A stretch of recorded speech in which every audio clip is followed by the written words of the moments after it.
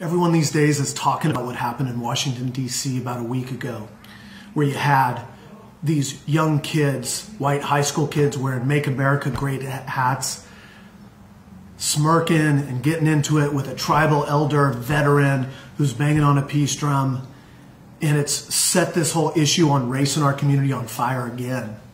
And it's fascinating because if you look back, you think about the fact that when Obama was elected, and I worked in the Obama administration, there was a lot of people who were trying to say, we live in a post-racial society. And then these days, there's a lot of people who are saying that Trump's the reason that we're bringing racism back. I had a good buddy the other day, Oliver, who looked at me. He's Cuban-American.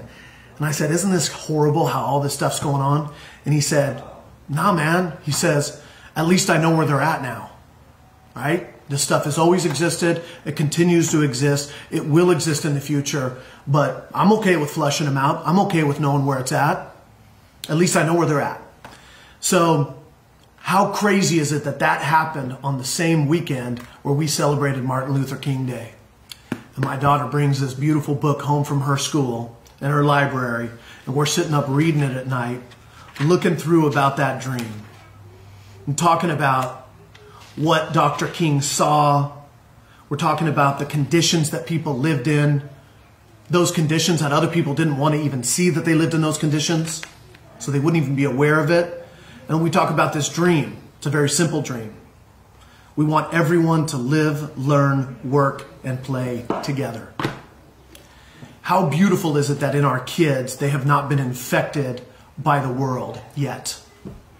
And how crazy is it to, as our kids grow older and they go to school and they kind of go through things, is that they do get those weird little infections.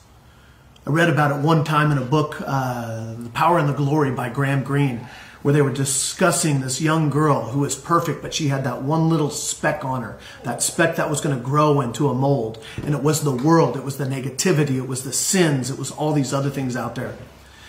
Can't help but bring it all back to the basic level of what we can do, what we need to do to get it done. And can't help but just also thinking about the provocateurs out there in DC pushing these young kids. But at the same time, what the heck were these young kids doing out there? Where were their chaperones? Where were the adults? Where were the people that were going on? And then looking deeper back into that school and seeing things like blackface at sporting events and other stuff, and then transposing over to this beautiful, beautiful veteran tribal elder banging on a peace drum in the midst of it.